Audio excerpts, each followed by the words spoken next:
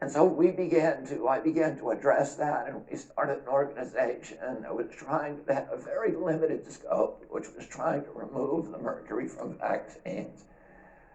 Little by little, I came to understand that there were larger problems with vaccines. And the central problem, and the one we were most deeply concerned with, was that vaccines in the United States were not safety tested. They have an exemption that is not available to any other medical product. And that exemption, which most people cannot even believe, is an artifact of the CDC's legacy as the Public Health Service, which was a quasi-military agency.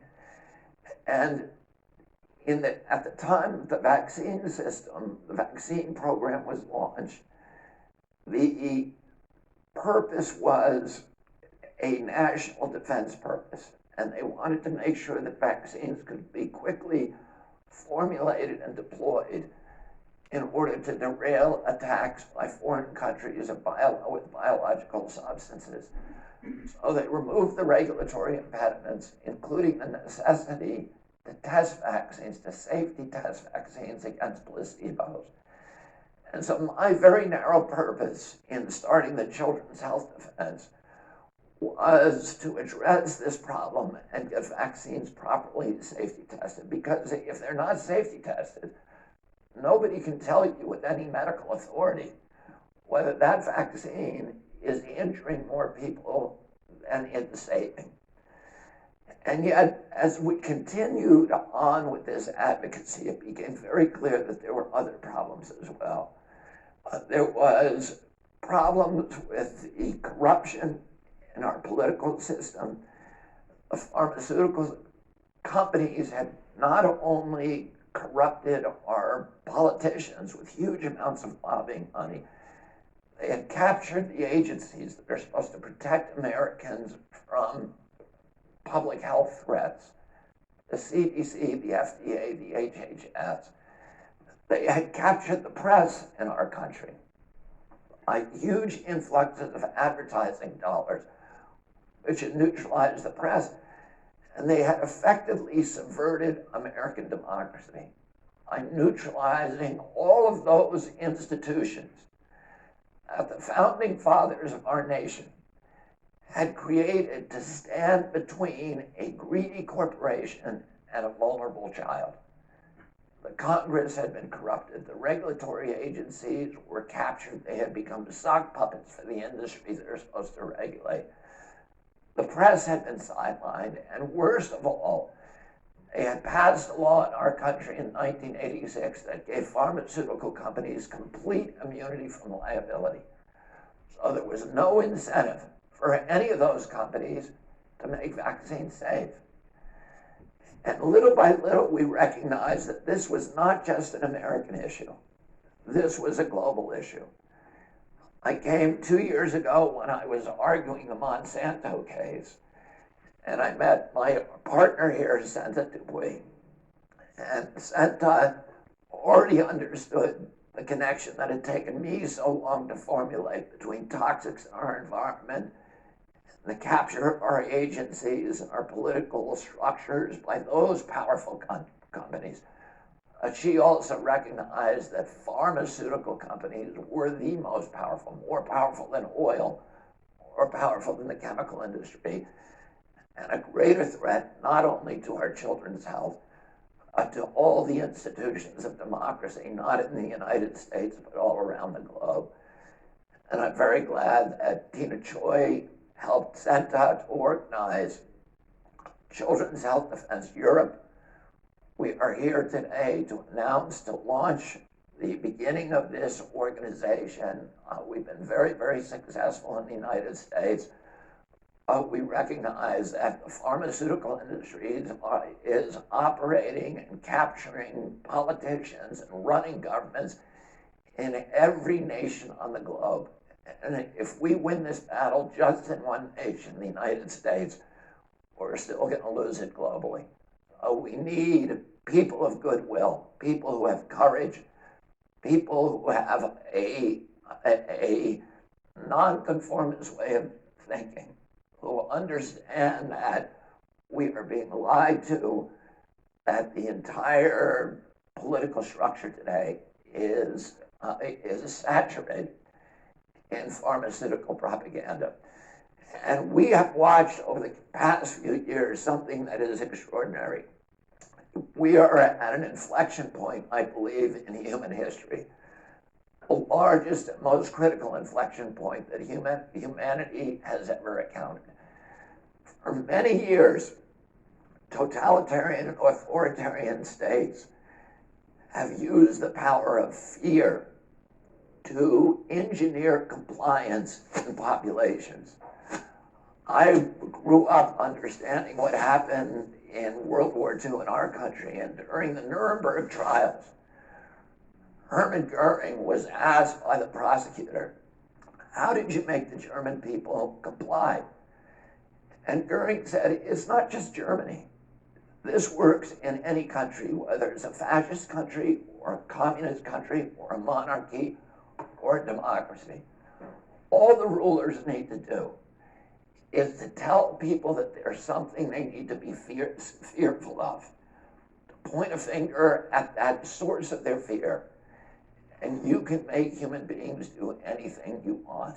You can make them go to the slaughter like sheep. You can make them obey. During the same Great Depression that spawned Adolf Hitler, we were very lucky in our country that we had a leader, Franklin Roosevelt. And he said, the only thing we have to fear is fear itself. He understood that fear would drive us into totalitarianism. Well, the biosecurity agenda that people like Bill Gates and Anthony Fauci and Davos and all of these people who are running now the global economy, they have understood for years that they have a power that no totalitarian government has ever had available to it, which is the biosecurity. You know, in Hitler could point at the Jews and say, those are the big threat. We need to be frightened of them, and everybody else needs to obey so that we can fight them off. Other countries were scared of the Bolsheviks. In the United States, you know, our demagogues point to the Mexicans or dark-skinned people and say we need to be scared of them, or terrorists. And, you know, all of those things get us to voluntarily give up, relinquish our human rights, our civil rights, and walk like sheep into the abattoir. But now they have a source of fear that is the most pervasive and all-encompassing power that they've ever had, which is the fear of pandemics. Governments love pandemics the same way that they love wars, because it gives them power, it gives them control, and it gives them the capacity to impose obedience on human beings. And today we have an inflection of new technologies that give governments the capacity to impose controls on populations that have never been imagined before in human history by any tyrant in history. We have 5G, which has created a surveillance state. 5G is not here for your benefit. It's not here so that it's going to make your life better because you can download your video game in 6 seconds rather than 29. The only reason for 5G is because it allows these big data companies run by Bill Gates and Mark Zuckerberg and Jeffrey Bezos to harvest our data, to listen to your conversations on your cell phone. They've always been able to do that, but there was no way for them to transport that data, to subject it to analytics, and then to monetize it and to sell it. Bill Gates today is building a city in Arizona, 80,000 people, with a data center that will be able to take all of this new data, the data on your Alexis in your home. You think that Alexis is working for you? Alexis isn't working for you. She is spying on you. Your cell phone is spying on you. They have biometric facial recognition systems, your GPS. All the satellites that Bill Gates brags that his satellites will be able to monitor every square inch of the planet 24 hours a day. They're going to know, and then they have another innovation, which is digital currency.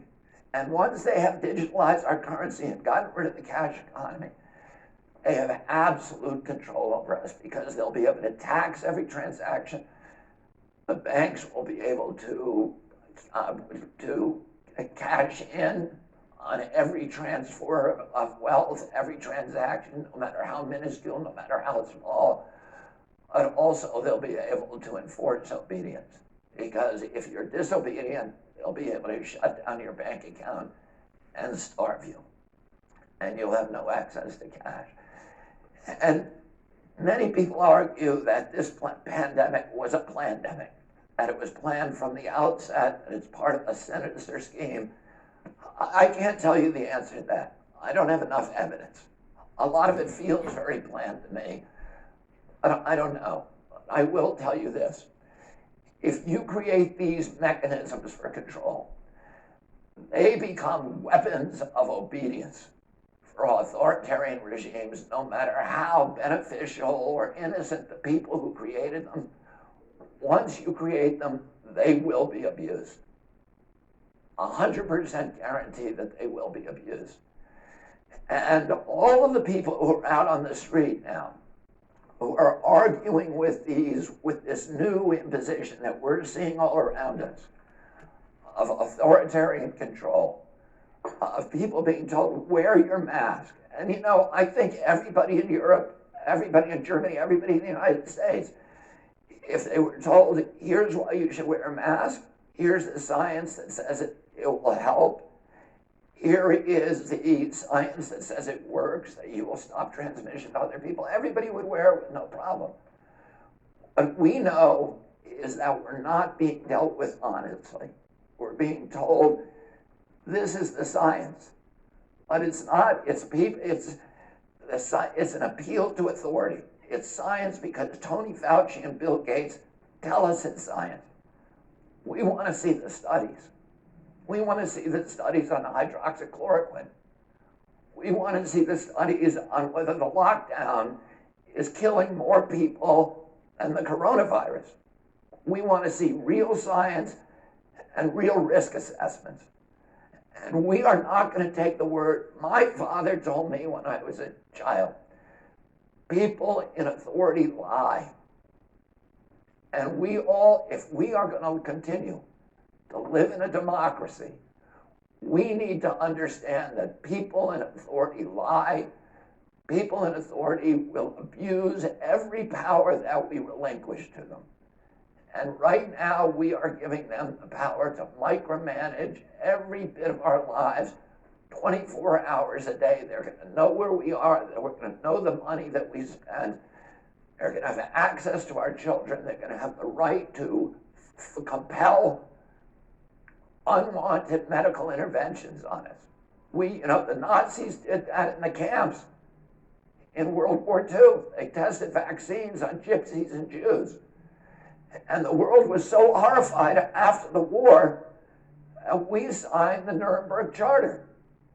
And we all pledged when we do that, we would never again impose unwanted medical interventions on human beings without informed consent.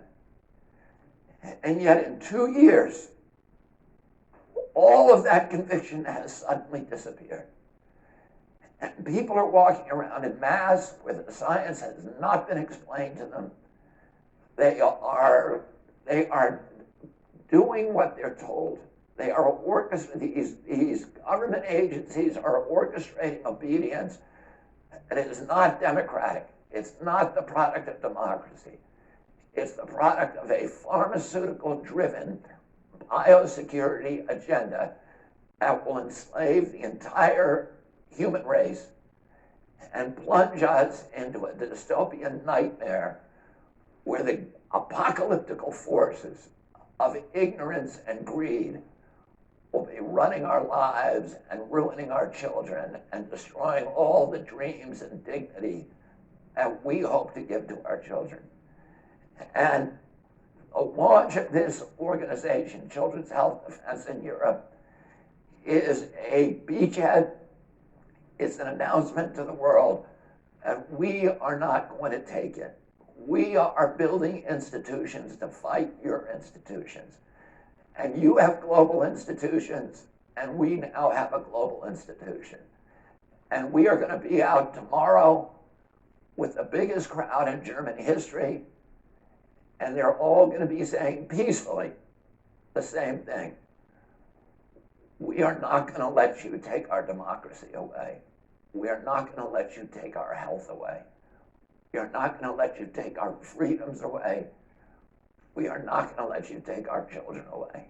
And I'm very proud of the people that I'm sitting at this table with, who are people who have the courage to challenge, to speak truth to power, and to think independently, and to break away from the orthodoxies that are enslaving so much of the human race. Thank you. Okay, that was Robert Kennedy Jr. In Berlin, 28 August 2020. Thank you for watching here. It's time to get going. Wake up.